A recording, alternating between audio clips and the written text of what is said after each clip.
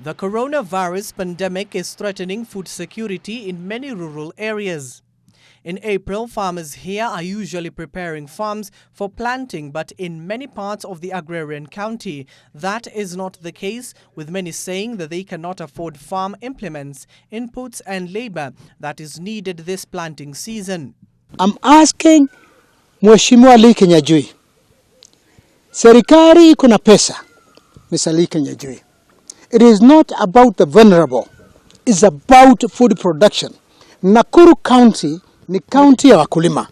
What plans do you have for post-COVID food production?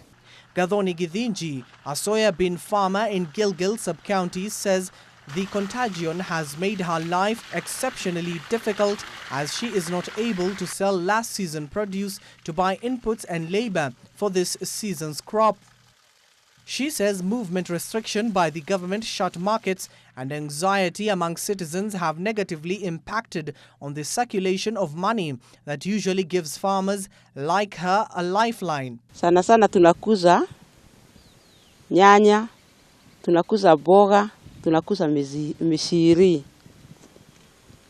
Na sasa hivi yenye tunakuza haiendi bahali. Gathoni has now resorted to exchanging last season crop worth 100,000 Kenya shillings for labor and seeds on her 2-acre piece of land. She is also using this method to raise money for their technician to make over her modest irrigation facility. Hii ugonjwa ukiisha hatujui tutafanya nini. Juu hakuna chakula, hakuna kwenye inaenda. Hatukupata mbegu. Hatukupata maji hatuna. Deep in Langa village of 600 people, farmers are now adopting barter trade and are also recycling last season's seed for a new crop amid fears of low productivity at the end of this season. Gathoni hopes that with stimulus program, farmers can now buy certified inputs, afford competitive labor and keep their crop cycle going for a food-sufficient country after the COVID-19 pandemic subsides. On Gichea Thira tomato farm, tomatoes are handling, but rotting is his primary concern. He says with a shrunk market, it is hard to afford inputs for another crop in the just begun season.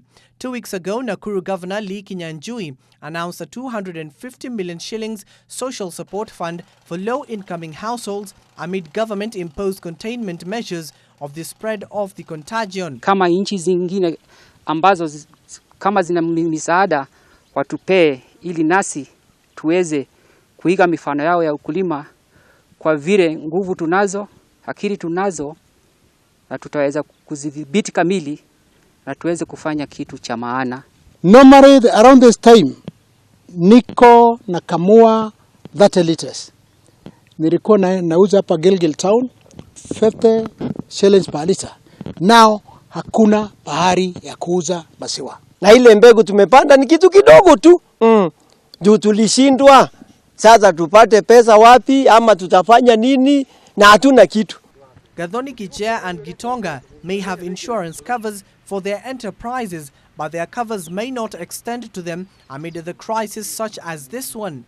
They can only hope that in the interest of the country, financiers in the corporate sphere and the government will consider farmers who in their own right have an obligation to feed the country regardless of a scourge.